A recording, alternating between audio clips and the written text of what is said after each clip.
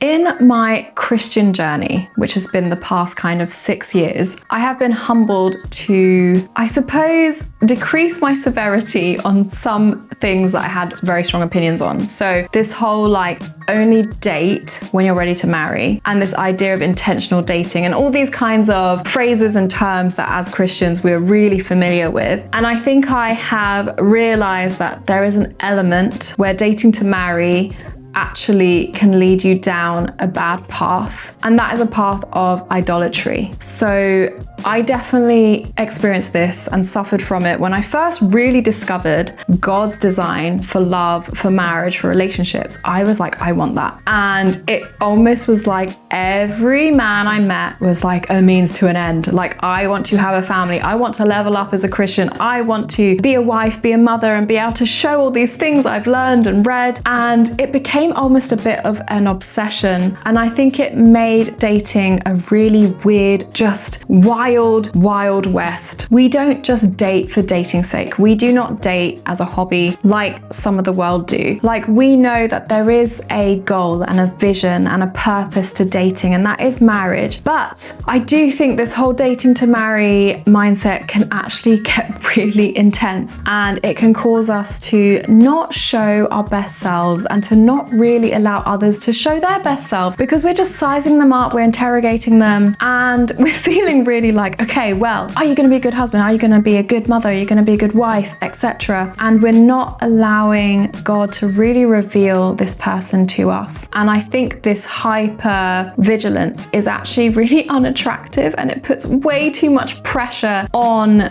people in the dating stage. And sometimes this hyper seriousness also can kill connection and can kill that natural ability for an ember to kind of become a flame. And we can just be under so much pressure. We remove that element of just play and curiosity, which, by the way, I did a video talking about how to be more playful and how this can maybe help you get a second date, and you can watch that here. And I think sometimes when we're operating from a place of this has to be it, this has to end in marriage, it starts us off from a place of fear or a place of scarcity rather than genuine discernment and genuine trust in God. And that can be a really intense place to operate from. And also it can be objectifying. I think this was a really difficult concept for me to grasp when it was like, you can't objectify a person, not physically, not sexually, but emotionally. You can objectify them and just see them as this means to an end, as your pathway to the next level up in this kind of milestone of life. And I think that can be really dangerous, because then you're seeing that person as like a pawn in your game of chess, and it's not a journey together. It's not about,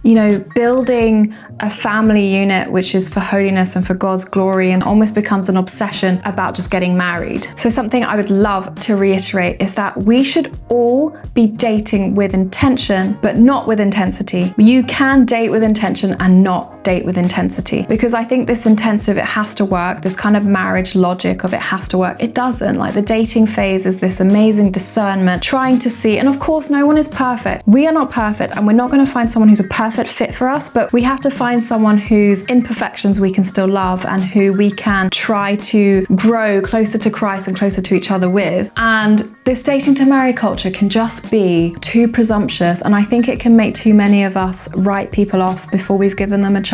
So this is an invitation for me, for all of us, to really, have a curious and an open heart, and to be willing to be surprised and to be willing to give a chance. There's this new initiative called Little Dates, which I really like, which is the idea that instead of going for like a dinner date, you go for a little coffee, or you go for an ice cream. It doesn't have to feel intense. It can just be half an hour, and you can just get to know someone, and you go on a couple to kind of feel each other out. And that can be so much better than the intensive, like, let's have a 3-hour dinner and let's talk about theology and how you want to raise your children and what you think about education or healthcare, which of course these things are really important to talk about, but not necessarily in that first initial stage where you're just trying to get to know this amazing person in front of you that isn't just seeing them as this objective, are you my husband, are you my wife? Because also when we're coming from that place, it just takes the enjoyment and the lightness out of dating, and it puts so much pressure It puts so much pressure. So while I completely agree that, you know, it's really good to start dating when you feel that you are ready for marriage, ultimately none of us will really be 100% ready for marriage until we get married and we're in that marriage and we are figuring it out with another person and we're committed to that. But hopefully this is encouraging to,